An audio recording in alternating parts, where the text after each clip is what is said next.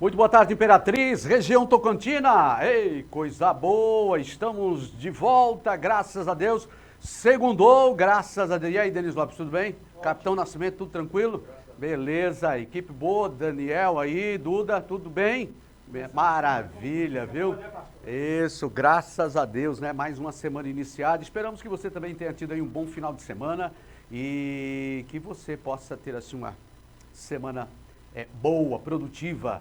Essa que nós estamos iniciando, aliás, iniciamos ontem, né? Estamos nesse segundo dia, segunda-feira, portanto, obrigado a você que nos acompanha no sítio, chácara, fazenda, seu apartamento, sua casa, você que está aí conosco todos os dias e gente também que está conosco pela primeira vez. Seja bem-vindo, bem-vinda, prazer enorme ter você aqui no Agora Imperatriz, de segunda a sexta-feira, nesse horário das 13 às 14 horas, você nos acompanha aqui no canal 19.1 e nos acompanha também aqui, ó, nesse site que está aí na sua telinha, @tvmeionorte.com, @tvmeionorte.com, esse, portanto, é o nosso site que você pode nos assistir pelo Brasil e mundo afora. Mas também estamos no Instagram, e você segue lá no Instagram, no @tvmeionorteitz, que também estamos ao vivo, e aqui no Instagram você também tem notícias, informações o dia inteiro, tá? As notícias vão sendo veiculadas através aqui desse perfil aqui do TV Meio Norte ITZ. E depois você pode rever o programa de hoje e os demais que já passaram aqui no TV Meio Norte Imperatriz no YouTube. Isso, vai lá no YouTube e você pode também se inscrever e seguindo a gente lá. E você pode rever as entrevistas, notícias, as reportagens, enfim, beleza?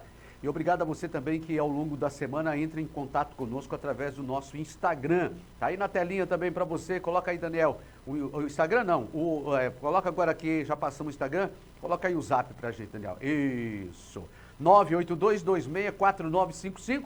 Com esse aqui você está linkado diretamente aí com a nossa produção, tá? Você fala com o Denis Lopes, sugestões, reclamações, reivindicações, ou de repente um benefício que o seu bairro, sua comunidade conseguiu e você quer comunicar com a gente, aqui ó, 982264955. Denis Lopes, bora trabalhar, né? Olha, um homem foi executado com 15 tiros no Parque Alvorada. Enilson de Souza Lima, de 38 anos, foi a vítima de homicídio na manhã de domingo, ontem, portanto, no bairro Parque Alvorada 1. Segundo o Instituto de Perícia Criminal, ele caiu em uma emboscada. Ele estava a caminho de casa, na casa da sua mãe, aliás, para tomar café da manhã e fazia isso todos os dias, era bem comum. E ainda, segundo a polícia, Nilson foi abordado por 2 homens que fizeram cerca de 15 disparos contra ele, usando 2 armas diferentes, isso de acordo com a polícia. E segundo também aí as primeiras informações, a motivação do crime pode ter sido aí por disputa territorial pelo tráfico de drogas na região. Portanto, mais uma pessoa aí que cai motivada. Esse submundo do crime é bem assim, né? Então, a gente todo dia, infelizmente, vê notícias de pessoas que, ou por vingança, ou dívida no crime, ou confronto entre gangues, ou confronto com a polícia, acaba tombando aí. Então, tá aí, mais uma situação. Homem encontrado morto após briga no povoado Bananal. Quem tem mais detalhes pra gente, Raimundo Roma. Conta pra gente, Roma. Olha, nós estamos de volta. Nós estamos de volta aqui no local onde aconteceu o homicídio, aqui no Bananal. A Polícia Militar já conseguiu o primeiro nome da vítima, trata-se de Iago. Iago seria a identificação da vítima. Os policiais continuam aqui com o local sob vigilância, né, aguardando aí exatamente a chegada aqui do pessoal do Instituto de Criminalística, que vem para poder fazer o trabalho de perícia, né? Aquela dúvida que pairou no ar em relação a qual região do corpo dele está o ferimento, continua, viu? A gente ainda não sabe. A guarnição, ouvindo aqui as pessoas, né, testemunhas aqui, já conseguiu o primeiro nome da vítima. Trata-se de Iago, né? Companheiro, rapaz, esse foi o nome que já foi repassado aí para a guarnição, né? Isso, a esposa dele já trouxe a documentação dele aqui, é Iago. Iago, né? Iago é jovem, né? Acho que não tem muita idade, não. Tem não, deve ter em torno de 23. 23 anos aproximadamente, né? Chegou há pouco tempo em Bananal ele. Ela chegou a dar alguma informação assim sobre a vida dele? Não passou pra gente não, ainda Chegaram recentemente aqui no não. Bananal? Foi, recentemente, mas não. Conforme a informação do pessoal aí, da população, né? E aí aquela informação inicial, que inclusive a gente passou agora há pouco, é de que ele poderia ter se envolvido numa confusão, né? Isso, a princípio o que passaram pra gente foi isso, uma confusão, né? O princípio da confusão aí por causa da mulher. Aí depois aí teve esses desavença e veio esse disparo, né? Esse cidadão que tava com essa outra mulher aí. Essa mulher possivelmente veio cobrar alguma coisa dele, algum ciúme, sabe lá o que, né? Aí, terminou atirando, aí a gente não sabe informar direitinho. E Everton, e outra situação é que você, inclusive, já também conversou com a gente sobre esse, é de que a equipe de saúde não verificou, a princípio, nenhum ferimento, né? Nenhum ferimento. A ambulância do Bananal teve presente aqui, a equipe médica e o enfermeiro e o motorista observaram Superficialmente por cima ali, mas não tem nada. Aguardar a perícia mesmo do IML, que é mais detalhada, né? É verdade. E o procedimento padrão da guarnição aqui no local é aguardar a perícia para apresentar o local do crime, né? Isso, nós temos que ficar aqui resguardando até o local, né, para ninguém modificar, para chegar o IML aí e fazer o serviço deles. Perfeitamente. E a gente poder cair em campo, né? É isso aí, para ver se consegue localizar o suspeito, que inclusive a polícia já tem aí uma informação de quem possa ser, né? Já, a princípio sim. A princípio vou passar algumas informações desses elementos aqui na área aqui.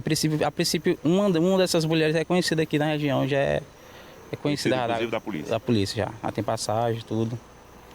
A esposa dele é uma jovem, né, de 18, 19 anos no máximo, mas o Iago já está reconhecido. Essas tatuagens no corpo dele são tatuagens que facilitaria o reconhecimento caso ele ainda não tivesse sido identificado, mas já está identificado. Trata-se de Iago, aproximadamente 23 anos de idade, foi atingido com um único disparo. Agora, a região do corpo que atingiu o tiro é que está um mistério. Não tem sangue próximo do corpo, não se sabe em qual região do corpo dele foi atingido com o tiro, por conta de que não tem um sangramento aparente.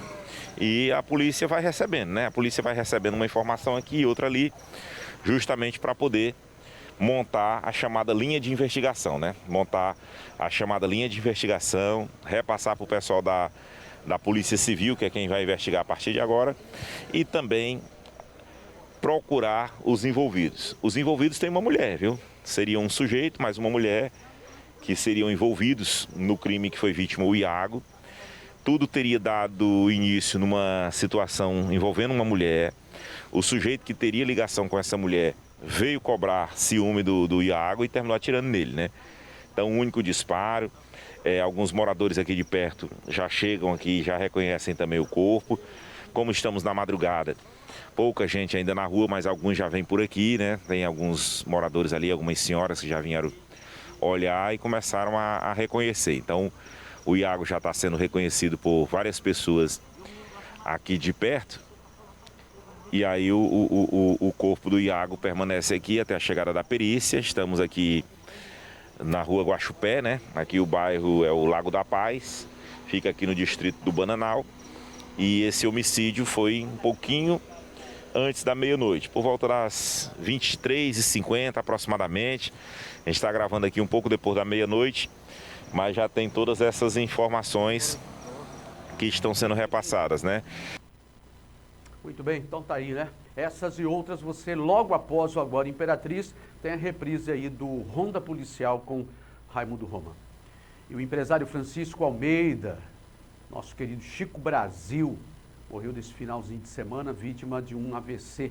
O enterro aconteceu agora há pouco no cemitério Campo da Saudade, com a presença de amigos e familiares. E a reportagem completa daqui a pouco no nosso Agora Imperatriz, né? A gente com certeza aí marcou a vida de muitas pessoas e a vida da nossa querida Imperatriz. Daqui a pouquinho a gente tem os detalhes para você. E a família, o nosso mais profundo sentimento, né? Pela partida aí de Chico Brasil. A gente volta já já.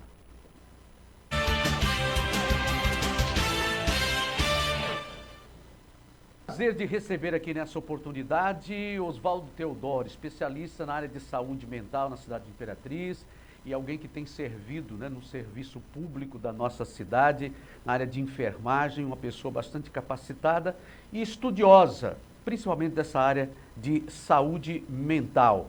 É um prazer aqui, doutor Oswaldo, tê-lo conosco nessa oportunidade. Seja bem-vindo. Boa tarde.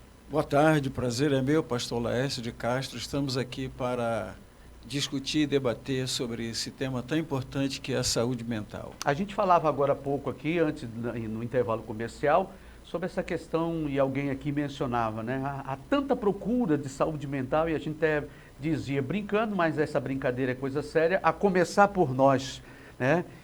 Ou seja, hoje os transtornos mentais têm sido assim, num volume bem maior, que parece que com o tempo vai passando, com os estudos avançando, mas como é que tá? Como é que você avalia essa situação do ser humano do século XXI?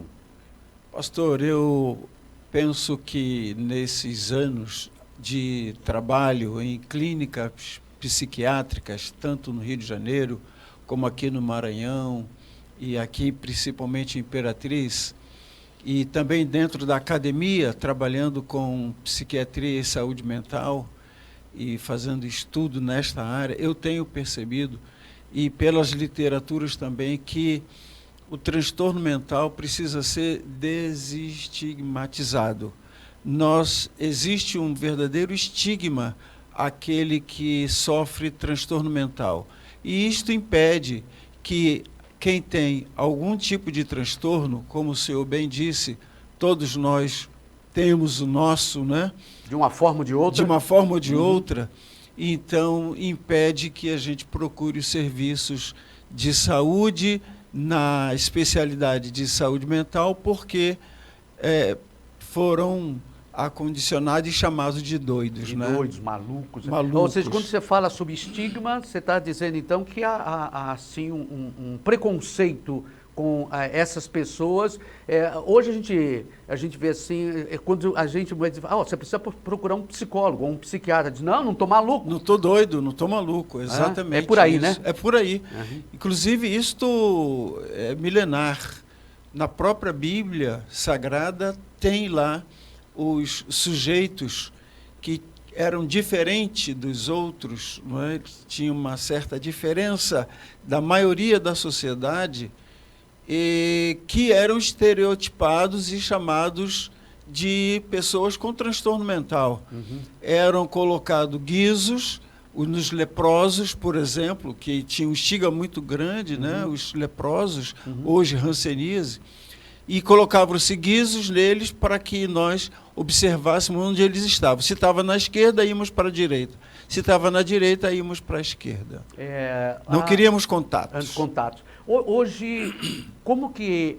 logo que eu mudei aqui para a Imperatriz, eu ainda peguei o hospital de saúde mental que funcionava ali na Babassulândia. E por lá você também passou, né? Eu passei por lá como enfermeiro 4 anos e depois 2 anos como diretor.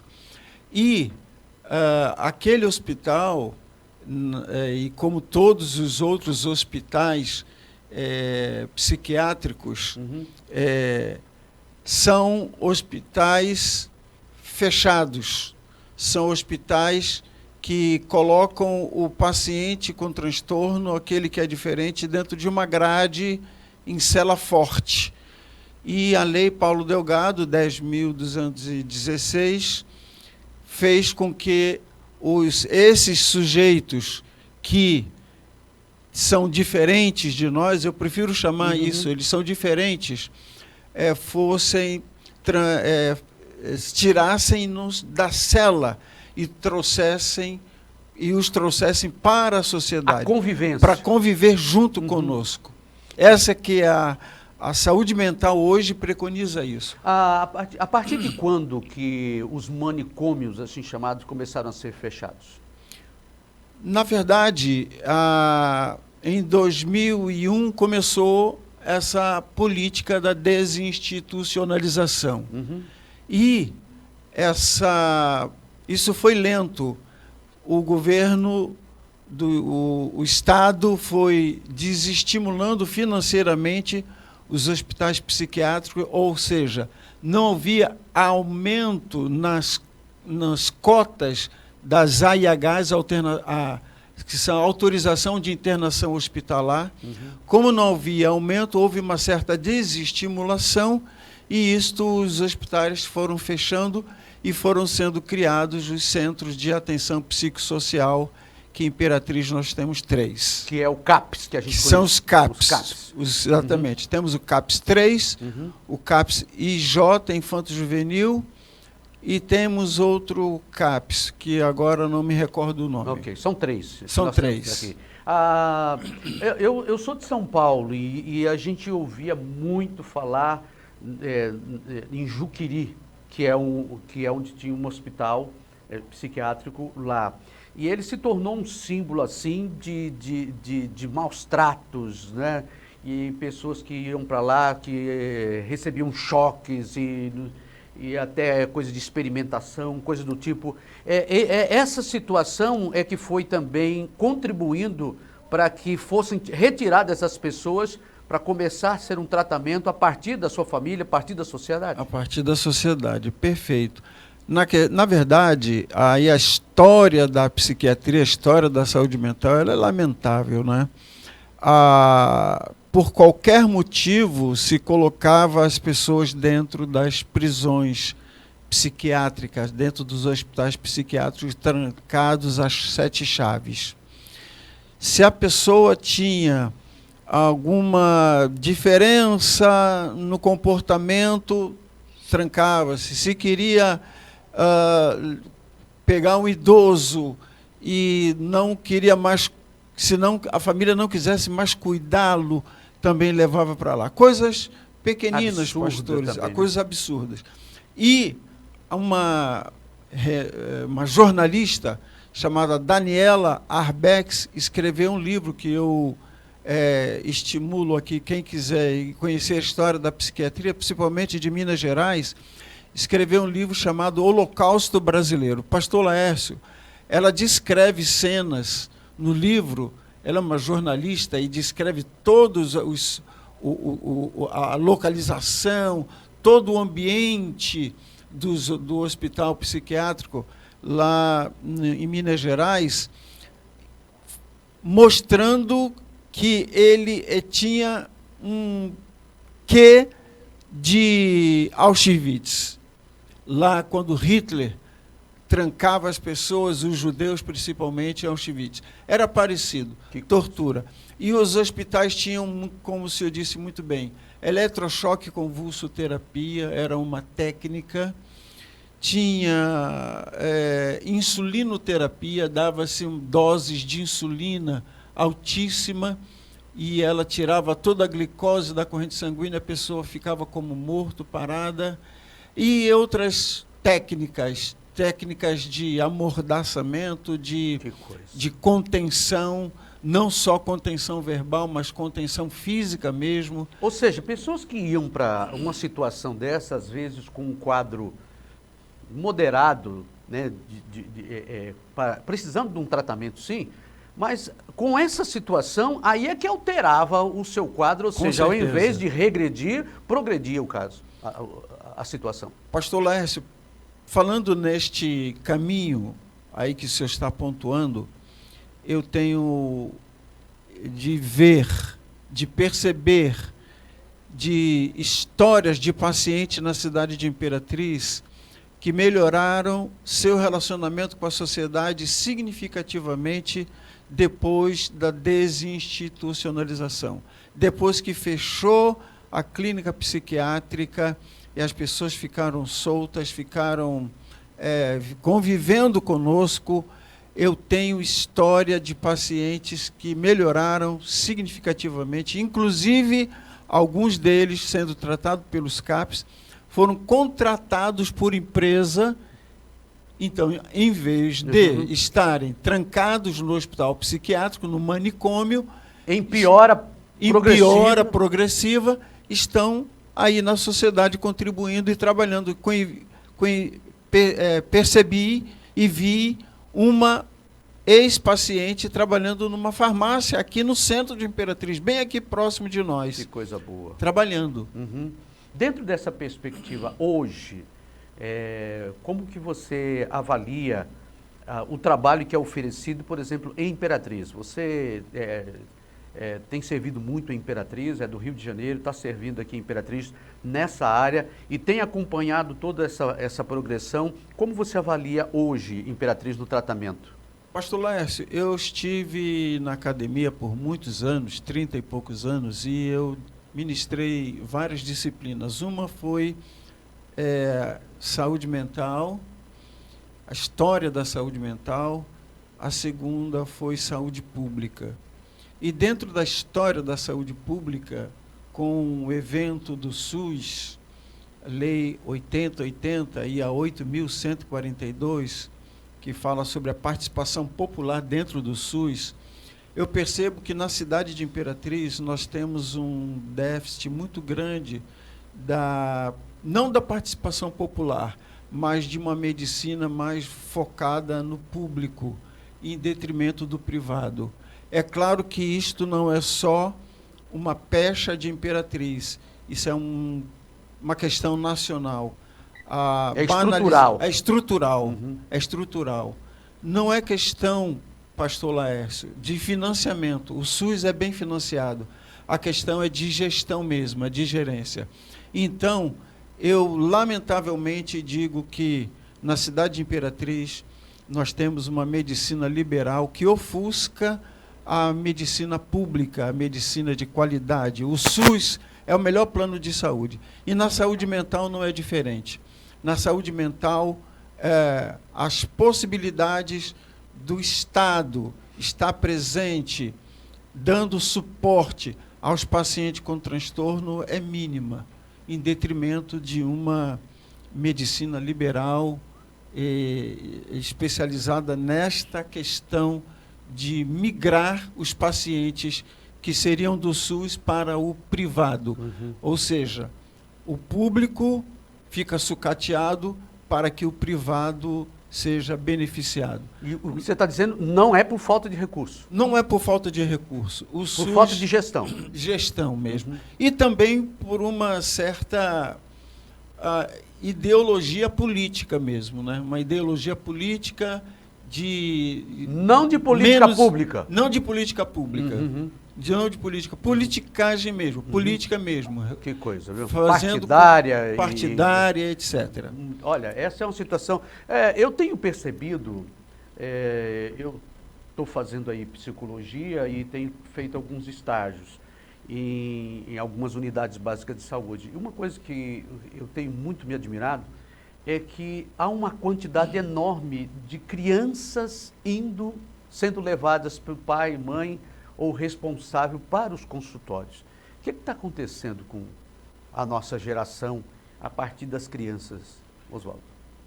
Eu estava conversando com minha esposa e nós estávamos discutindo sobre episódios de alguns jogos infantis que pastor Laércio colocam e a gente precisa cuidar disso. Eu até te agradeço por essa oportunidade, por falar isso aqui, falar para os telespectadores, dos jogos infantis que mostram os personagens com uma supremacia enorme, com vários poderes extraordinários, né? O superpoder. Superpoder. Personagem que tem superpoder, como o Homem-Aranha, e tem outros personagens, né? O Superman também, então, superpoder. Tirando o foco daquele que é o superpoderoso. Eu não estou falando de religião, eu estou falando de introduzir na criança uma ideia daquilo que não se é. Então a criança precisa ser super poderosa também. Então, como ela não consegue ser, porque nós somos seres humanos e dependemos da divindade, seja ela de que tipo for, dependemos dessa força espiritual. Inclusive, eu tenho um trabalho sobre isso, pastor Laércio, na área da espiritualidade, foi a minha tese de doutorado. Eu falei sobre a espiritualidade como qualidade de vida e quantidade de vida. Então, me parece que as crianças, neste momento, estão sendo bombardeadas com esses vídeos. Tem até outros vídeos muito mais drásticos ainda, que fazem com que as crianças se cortem, fazem com que as crianças, estimulam as crianças a agredirem os pais. Então, isso é muito sério. Então, esta geração, sobremaneira, a geração da internet, a geração que manuseia bem esses instrumentos, né, de mídia, estão sendo bombardeados e nós vamos ter consequências seríssimas no futuro bem próximo. Agora, uma das coisas, você falando nisso, se a gente prestar atenção, a gente vai perceber que os super-heróis, com seus superpoderes, na vida, porque cada um deles tem a vida dupla, né? Como super e como pessoa normal, você vai ver que a maioria deles, no dia a dia, tem transtornos profundos. Você vê um Batman da vida, vai ver a vida dele, né? O Batman como super, né? Agora o Bruce Wayne, ele tem problemas seríssimos, sabe? Transtornos gravíssimos que ele tem. Inclusive, então, ele se ausentou agora, né? E a gente vai ver... Não, eu estou dizendo dos personagens mesmos. Se você pegar o super, ele, na vida normal do dia a dia, enquanto ele não é super... E eu não estou falando do ator, estou falando do próprio personagem. Se fizer um estudo e você verificar, você vai ver que a maioria deles tem problemas, tem transtornos, tem dificuldades, e muitas vezes essas coisas não são percebidas. Acha que eles são super o tempo todo, que têm poderes e que podem todas as coisas o tempo todo. Mas, na realidade, a história daquela vida, a história é de transtornos, de dificuldade, de doenças mentais, como nós estamos falando aqui. E isso, de uma forma ou de outra, vai sendo jogado para as nossas, principalmente para as nossas crianças. Exatamente. Né? Inclusive, pastor, se nós pensarmos que isto é algo banal, nós vamos estar errando muito, porque isto é pensado. Pato Donald e a sua namorada foram pensados para construir uma certa conduta e postura da sociedade americana.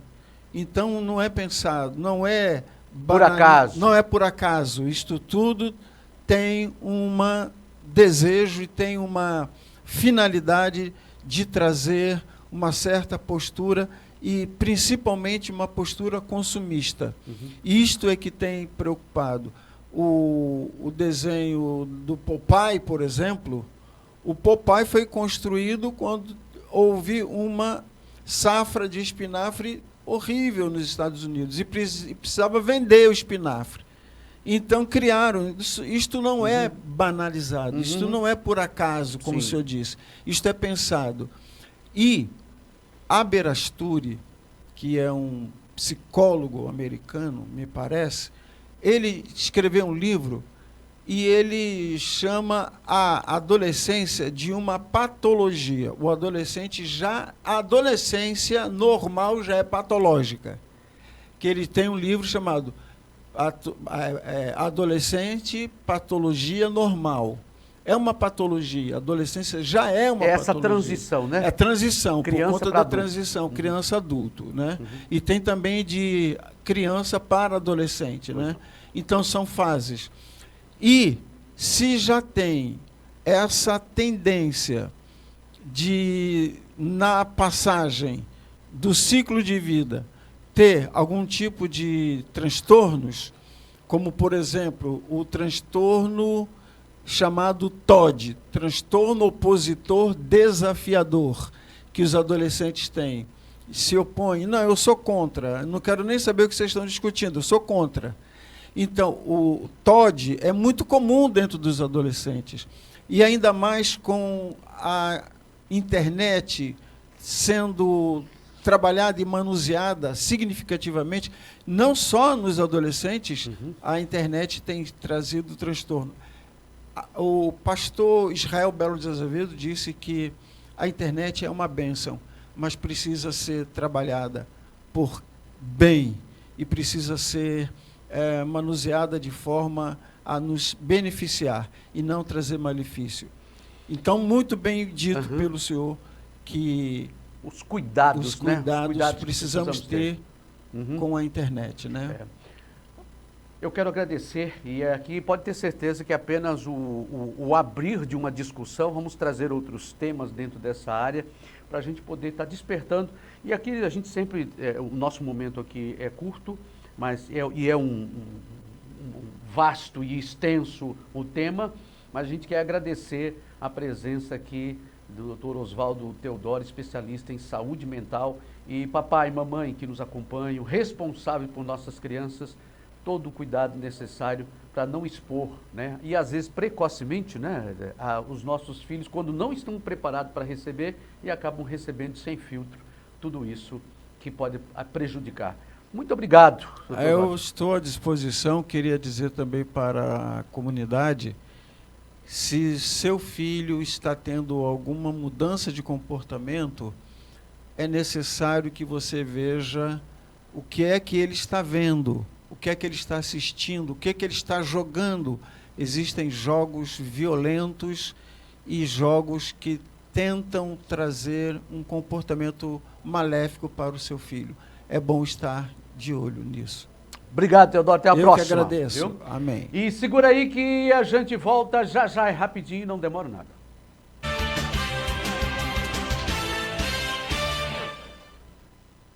Muito bem, estamos de volta. Uma boa tarde para você que está sintonizado conosco aqui, 19.1. Você que está sintonizando também, sejam bem-vindos. Olha, o governo federal vem realizando uma série de ações para combater a discriminação, melhor dizendo, e também a violência no Brasil.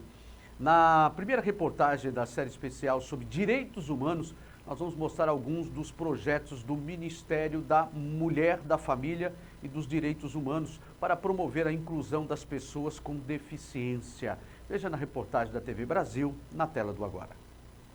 Natural de Pelotas, no Rio Grande do Sul, Andréa sempre sonhou em ser atleta olímpica, até que em 2008 um grave acidente de trânsito a fez ficar paraplégica.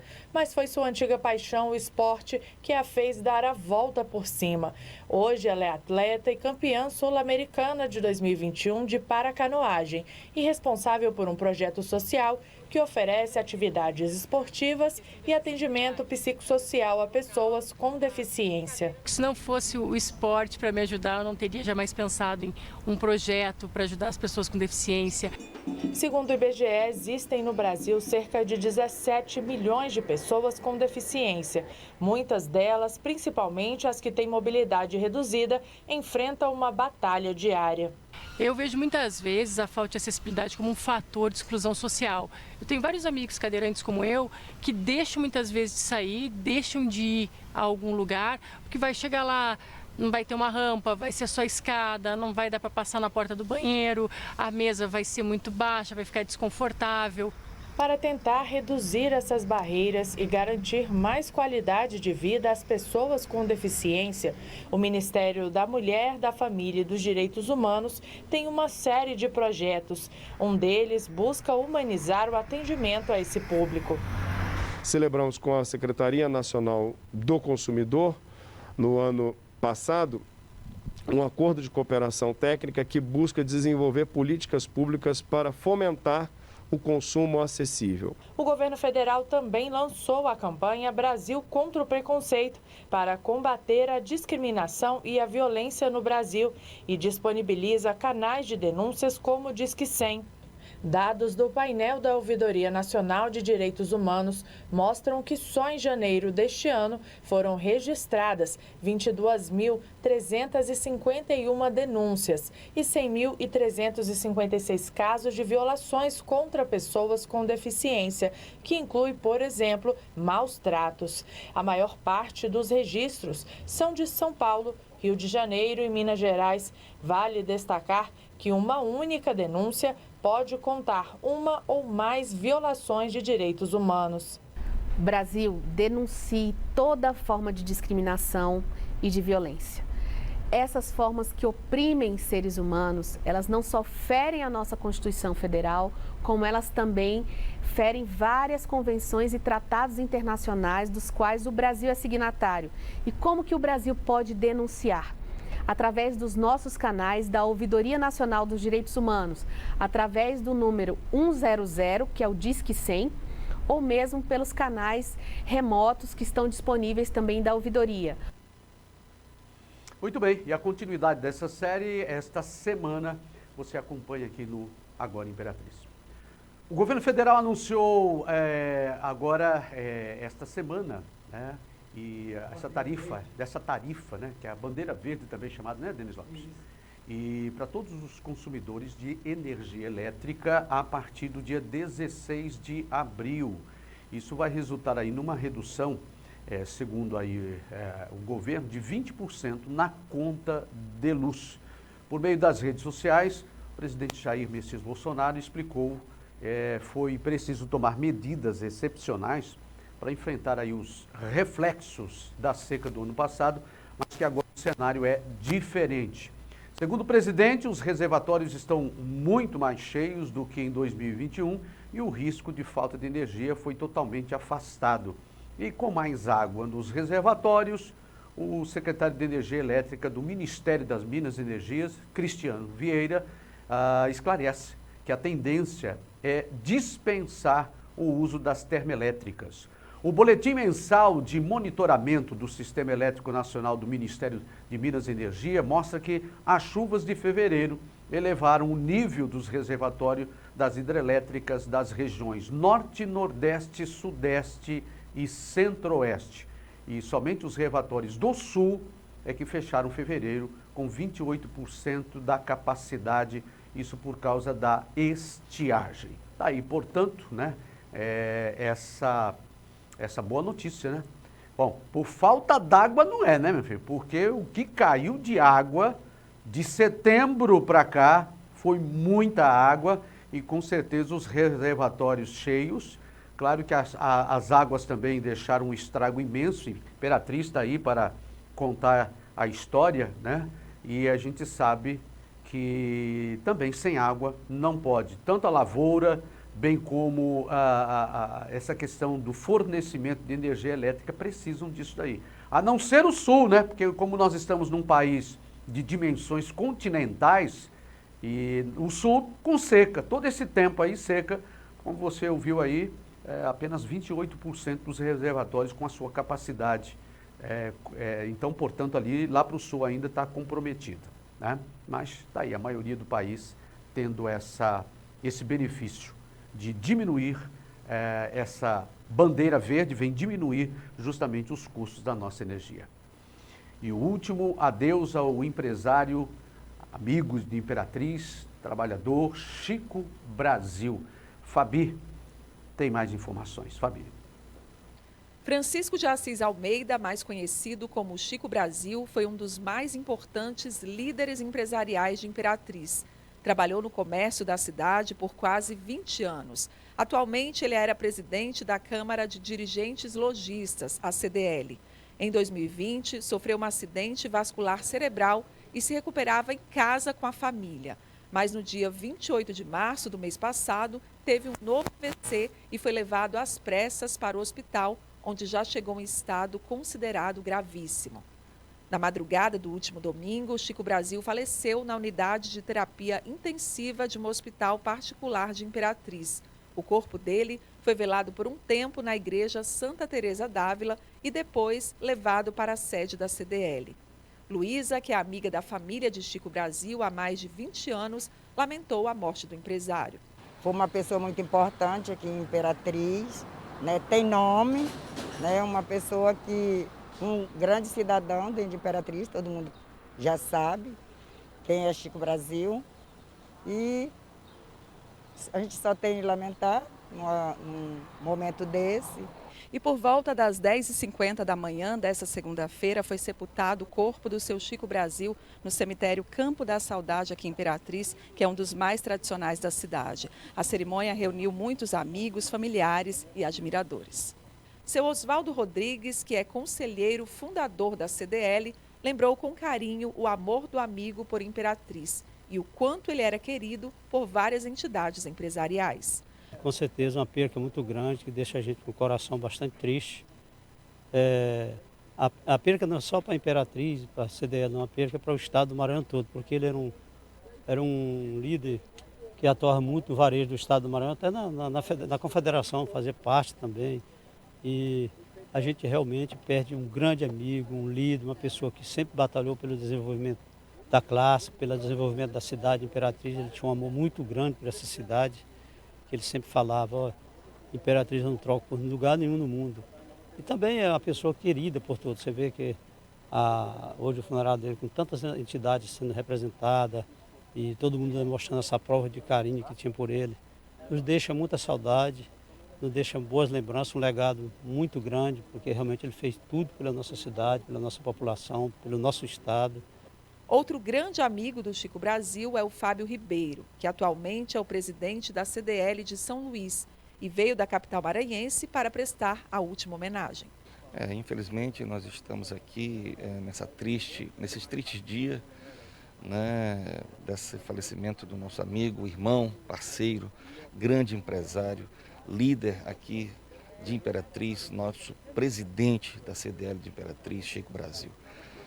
Assim que soubemos do seu falecimento, não medimos esforços para estar aqui prestando essa última homenagem para ele, que é uma pessoa realmente merecedora. E como ele disse, né, mais de 25 anos que nós temos esse relacionamento empresarial, e essa era a homenagem que nós poderíamos fazer. E aqui também representando o nosso Maranhão, nossa Federação das Câmaras de Antilogística do Estado do Maranhão, em nome da nossa presidente Socorro Noronha.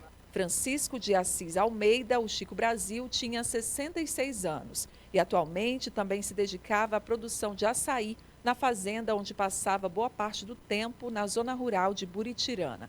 Ele deixa a esposa e 2 filhos. Família toda, aos amigos, né? A Imperatriz, os nossos profundos sentimentos, né? Grande amigo, trabalhamos juntos aí em alguns momentos da política, né? Estávamos juntos como empresário e a gente quantas e quantas vezes concedeu reportagens falando da associação comercial, falando da CDL, né? Falando aí justamente de todo um trabalho do comércio, né? Não só do Imperatriz, mas de todo o Maranhão. Então era um grande amigo, né? Então tá aí, a família, principalmente, nosso carinho nesse momento difícil de separação. A Petrobras anunciou nesta sexta-feira uma redução no preço do gás liquefeito de petróleo, GLP, que é usado aí como gás de cozinha. E a diminuição nesse valor foi de 25 centavos por quilo, segundo a companhia. Isso foi possível graças aí à taxa de câmbio, que tem refletido uma valorização do real frente ao dólar. E acompanhando a evolução dos preços internacionais e da taxa de câmbio, que se estabilizaram em patamar inferior para o GLP, esse gás de cozinha, coerente com as políticas de preços, a Petrobras reduz, portanto, seus preços de vendas às distribuidoras. E a partir desse dia 9, né, desse finalzinho de semana, portanto, sábado, o preço médio de venda do gás da Petrobras para as distribuidoras passará de R$ 4,48 para R$ 4,23 por quilo. Isso equivale aí a R$ 54, quase R$ 55 por um botijão de 13 quilos, né? E aí reflete na redução média de R$ 3,00 e pouco, né? Por cada um botijão aí de 13 quilos. Na mesma nota, a Petrobras também reiterou o seu compromisso com a prática de preços competitivos e em equilíbrio aí com o mercado, ao mesmo tempo em que evita o repasse imediato para os preços internos dessa situação toda aí de câmbio, né, causadas por eventos aí desse conjunto de forças aí, tanto externas, né, como também internas. Ou seja, nesse jogo de política econômica, pelo menos aí por esse tempo, nós teremos uma redução no preço do gás de cozinha. Pastor, Denis Lopes. O senhor já teve VHS em casa? VHS, sim, já tivemos lá. VHS, VHS está falando é a fita, né? É a fita VHS, já tivemos já, portanto, né? A Fabi uma apaixonada aí por VHS. Ah, sim, tá. Tá no jeito essa matéria aí? Tá no jeito. Tá, até nós anunciamos aqui, e você que tem aquelas fitas, né? Lembra? Aliás, a televisão já passou por vários, inclusive aí por essa fase de fitas também, de vários tipos de fitas. Mas tem alguém que transforma aquelas fitas antigas, que era aquela que a gente tinha. Tem em casa ainda, Denis? Tem 500. Tem 500? Rapaz, deve ter muito registro ali. E agora, essa recuperação, né, dessas fitas VHS. Acompanhe essa matéria aí da Fabi Irene, na tela. Elas sumiram do mercado há muitos anos. As fitas VHS eram febre na década de 80 e 90. A diversão da família era alugar filmes em uma videolocadora, colocar em um videocassete e se reunir em frente à TV. Mas aos poucos elas foram sendo substituídas por DVDs, máquinas digitais, pendrives e hoje os próprios celulares também vêm com câmeras filmadoras. Mas em Imperatriz nós conhecemos o seu Aldo Manuel, que faz um trabalho pioneiro de converter fitas VHS para uma versão digital. Ele, que também trabalha como cinegrafista, conta que essa paixão é bem antiga. Começou em 80. Em 80 era só fitas VHS. VHS, Mini DV e Omatic. De lá para cá, a gente foi 80, 90, VHS, 92, foi chegando 2000, 2003 já começou a aparecer as câmeras de cartão digital.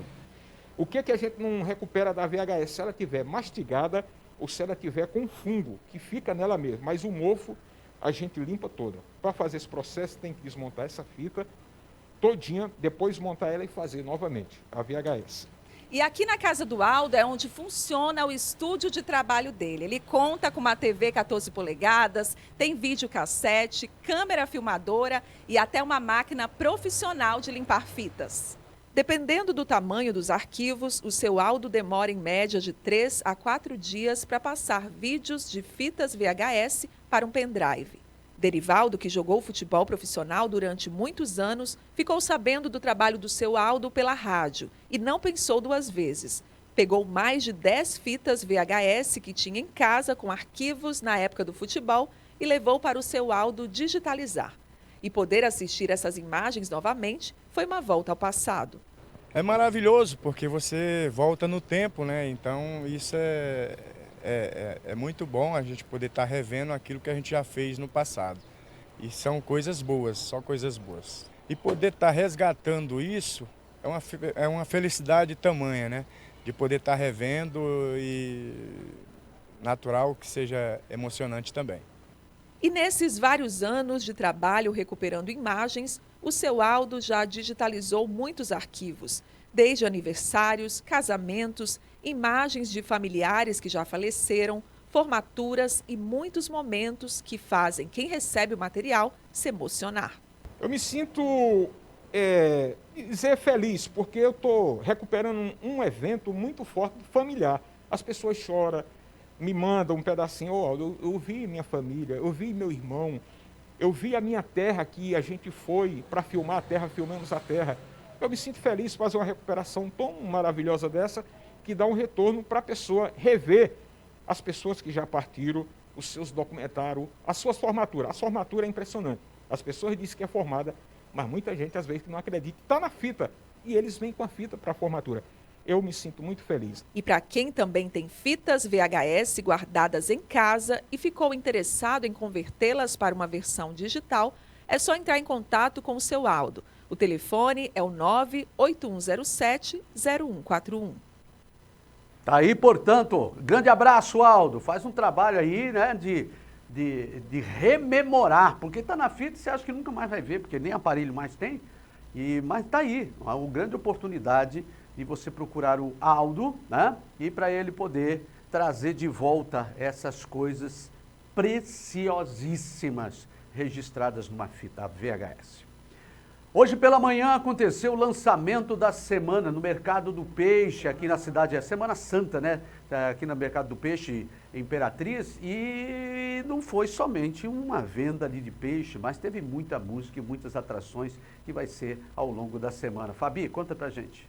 O Mercado do Peixe já funciona há mais de 40 anos com um atendimento especial por conta aqui dos nossos trabalhadores, dos nossos comerciantes, né? E na gestão Assis Ramos, esse mercado foi totalmente refeito, ou seja, era uma espera de 40 anos, em um prédiozinho bem simplesinho, bem humilde, e o Assis concluiu essa grande obra. E hoje o Mercado do Peixe não deixa a desejar a nenhum grande centro, não deixa a desejar a Belém, a Goiânia, a São Luís, a lugar nenhum. Então é um mercado modelo, digno de uma grande cidade, e o prefeito pediu de que a Semana Santa fosse uma Semana Santa especial no Mercado do Peixe. E a Secretaria de Agricultura está fazendo isso. Estamos convidando as pessoas a comprarem aqui, porque aqui tem pescados de qualidade, com um preço bacana, atendimento ótimo. E durante essa semana a gente vai estar aqui com uma atração musical, sorteios também, haverá sorteios no final da semana, ou seja, quem comprar agora preenche o cupom e na quinta e sexta-feira participa de sorteios especiais aqui no Mercado do Peixe. Então é uma semana especial onde nós da agricultura, nós da prefeitura, viemos apenas somar com esses trabalhadores que já estão aqui nessa lida aqui e fazendo muito pelas pessoas e pela cidade. Então essa é a mensagem do prefeito, é de que as pessoas possam conhecer o Mercado do Peixe, que é nosso, é de casa, é da gente. Bom, e toda a movimentação aí no Mercado do Peixe ao longo desse dia, você vai ver logo mais no finalzinho da tarde aqui no nosso jornal, finalzinho da tarde aí com o Ronaldo, certinho? Acabou, Denis Lopes? Muito bem, amanhã a gente volta, se Deus assim permitir. Grande abraço para você, uma boa tarde e até amanhã às 13 horas. Encontro marcado aqui no 19.1. Fica com Deus e até lá.